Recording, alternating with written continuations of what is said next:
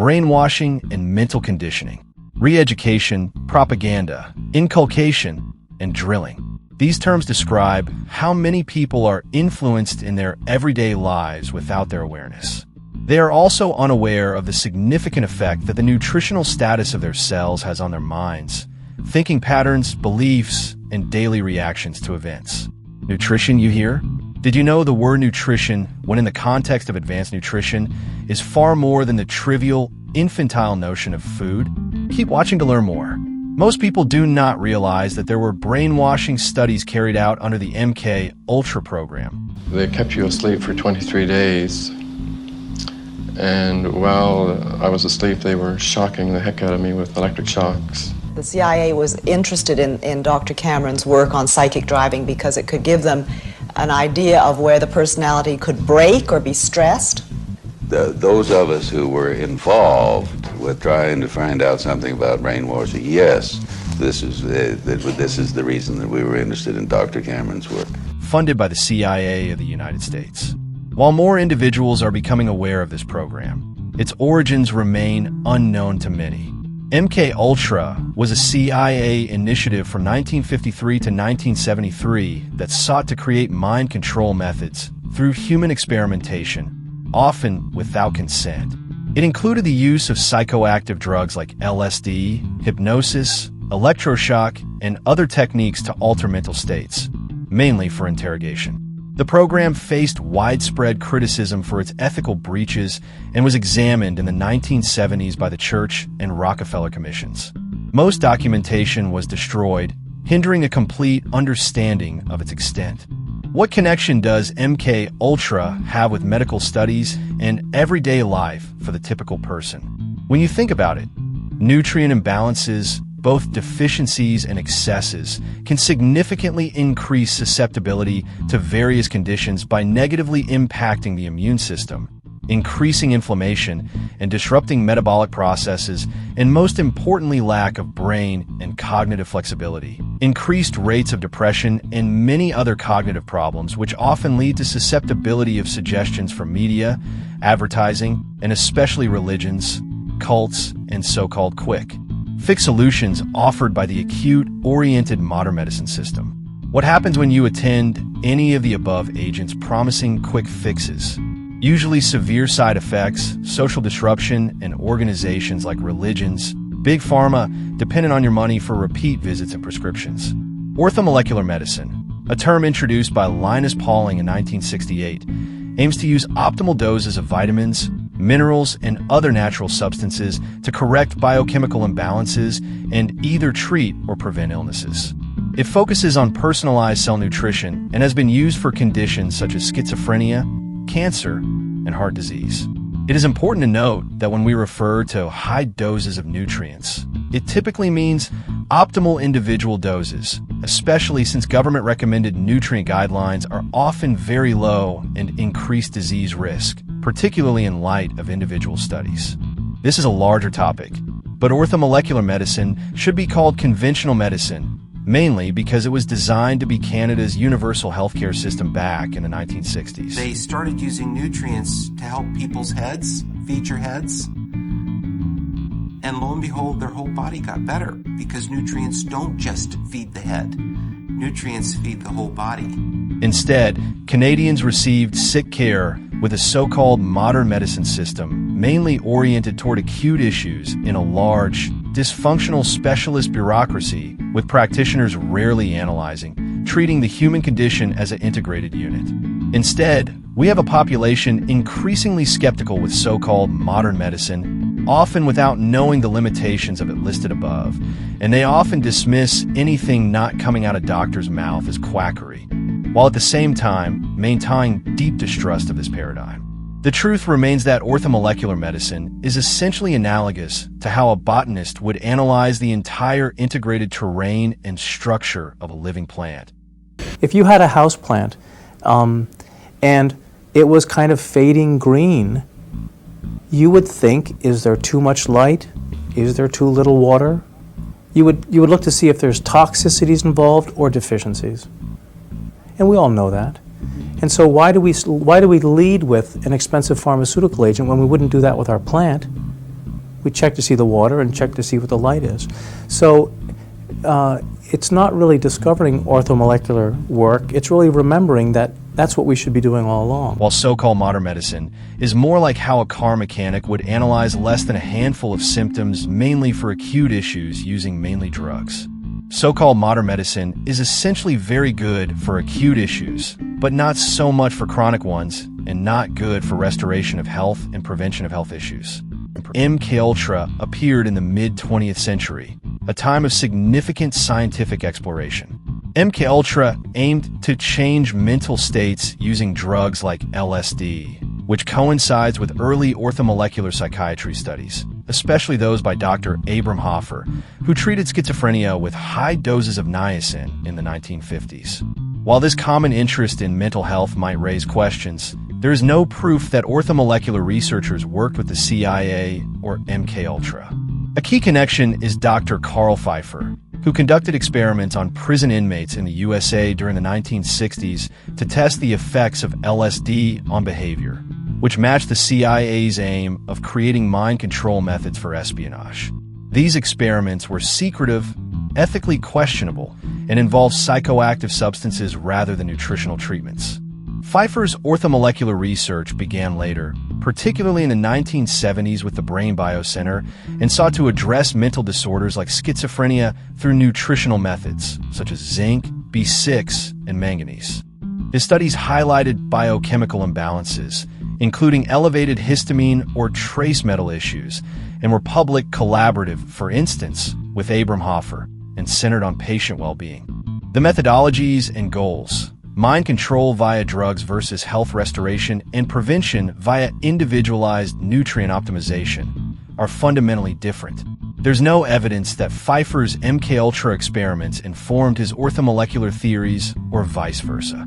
Still, the fact remains that the cell nutritional status of the body, along with toxins we counter on a daily basis, and social situations that often include psychoactive drugs like alcohol, marijuana, and others, deeply influence the mind's susceptibility to so-called brainwashing or mental conditioning.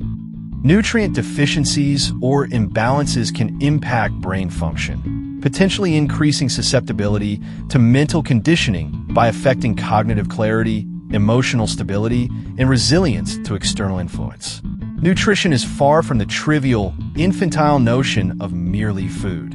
When you look at the measurements of the following and many other cofactors in an individual, you'll see why so many people are easily misled by influencers, politicians, media messages, and many other sources of psychological influences. The following is a concise overview of key cellular nutritional deficiencies, imbalances, and their effects, grounded in current understanding.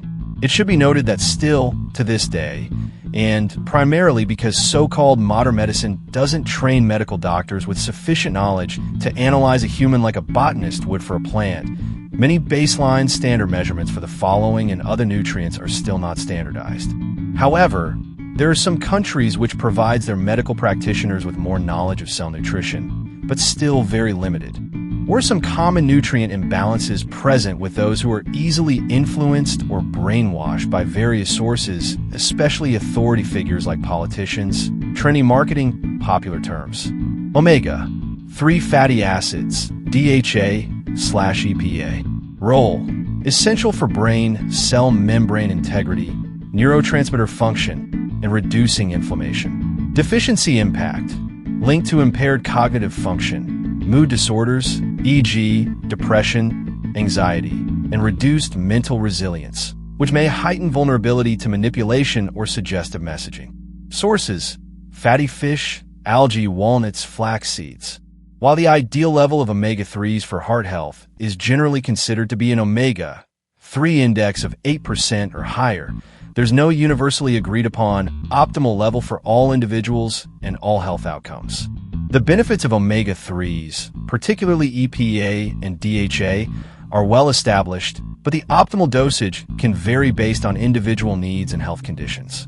Vitamin B complex, B1, B6, B9, B12. Role: supports neurotransmitter synthesis, energy metabolism, and homocysteine regulation.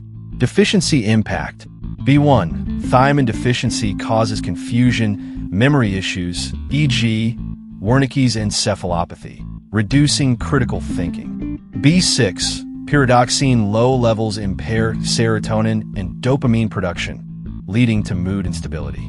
B9, folate, and B12. Deficiencies cause cognitive decline, depression, and apathy, potentially weakening resistance to persuasive tactics.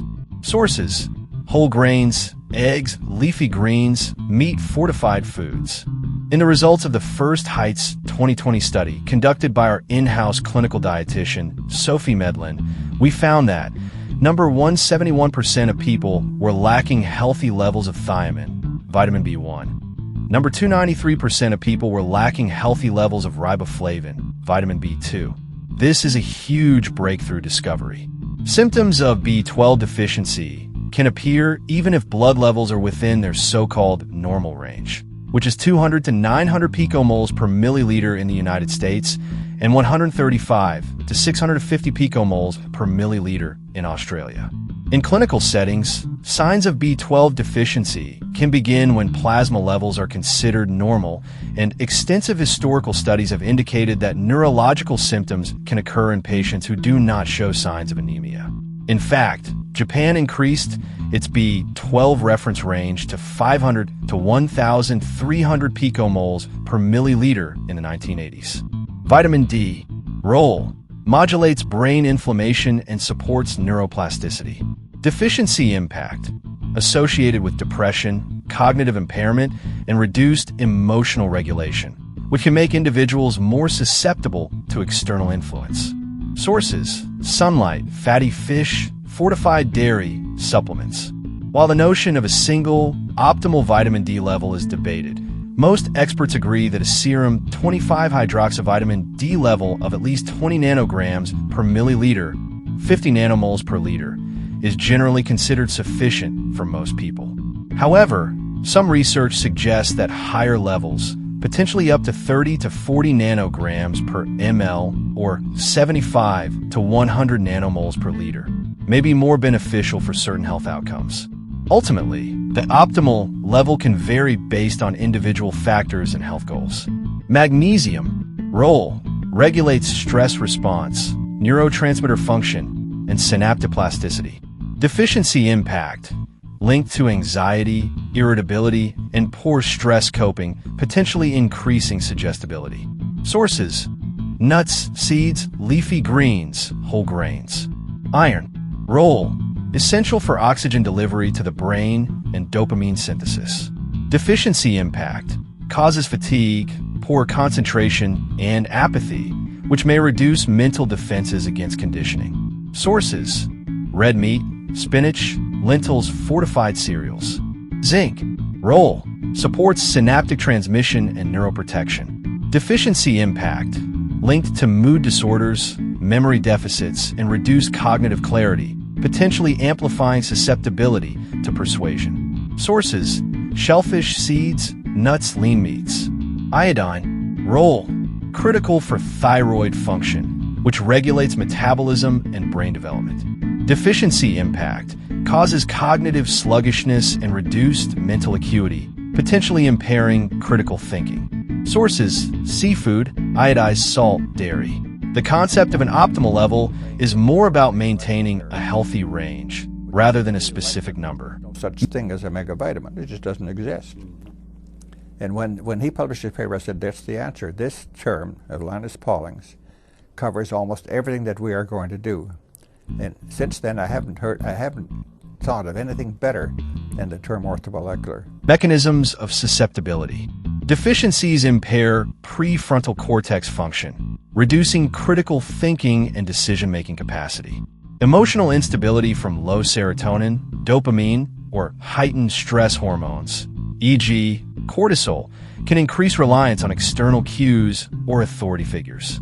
Fatigue and apathy from nutrient shortages lower motivation to question or resist manipulative narratives. Contextual notes. Chronic stress or poor diet exacerbates these deficiencies, amplifying effects. No direct studies explicitly link nutrient deficiencies to mental conditioning, e.g., brainwashing, but cognitive and emotional impairment from deficiencies create fertile ground for reduced skepticism and increased suggestibility. So-called experts will say that a balanced diet rich in whole foods typically mitigates these risks. However, when you consider the very wide variations between individuals with their distinct epigenetic, genetic, and underlying, often undiagnosed health issues like hidden hernias, hidden allergies, and intolerances, work, home, social environmental exposure, and many more that create very wide variations in cell nutritional statuses. How do you know what your levels are of the above and other intersecting nutrients, along with toxins and many other major factors like lifestyle, your work, home, school, and social situations? Many will first think of some kind of blood test, but when they mention these things to medical doctors, they are often dismissed without much explanation, and if prodded with other health concerns, are often prescribed psychiatric medications like antidepressants and told, it's all in your head. For this reason and others, many are skeptical and wrongly think science is only singular, astronomically expensive testing like blood, thermography, hair tissue mineral analysis, and many others as first-line methods. These by themselves are not system science or holistic, even though they're advertised as such. Most people wrongly think a doctor can test virtually anything via their usual blood work, but the reality is blood is severely limited mainly because it's a transport medium, doesn't store much. Summary. To sum up, what goes into your mouth, what your body absorbs, what toxins are present in your body, what imbalances of the foundational elements in your body certainly present a large risk of becoming a victim of propaganda, religions, cults, opinions of so-called officials, and endless visits to so-called experts of all sorts with little to no resolution to health issues or prevention of them. You can, and many do, certainly try many very expensive singular methods at measuring their health with services, products they often find online. They also try various modalities like manipulations of the spine, muscles, so-called energy fields, but do they ever find a modality like orthomolecular practitioners who analyze the body cell nutritional status like a botanist would plan often without invasive, singular, expensive tests like above? You can obtain a free cell nutritional and organ function assessment at NutraRebel.com.